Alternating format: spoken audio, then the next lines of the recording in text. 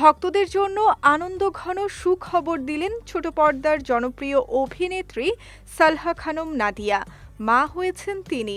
পহেলা জানুয়ারি সন্ধ্যায় সামাজিক যোগাযোগ মাধ্যমে এক পোস্টের মাধ্যমে নাদিয়া জানান, তিনি ও তার স্বামী নাট্যশিল্পী সালমান আরাফাত কন্যা সন্তানের বাবা মা হয়েছেন।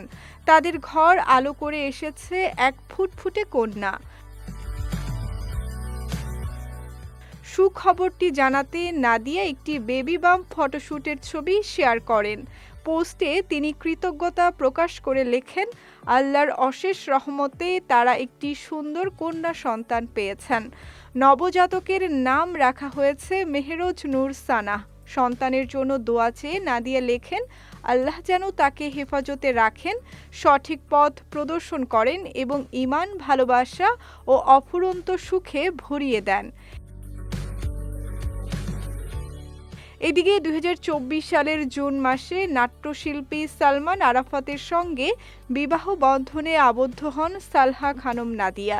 বিয়ের ১.৫ বছর পরেই তাদের সংসারে নতুন অতিথির আগমন ঘটল, যা এই দম্পতির জীবনে এনে দিয়েছে নতুন আনন্দ।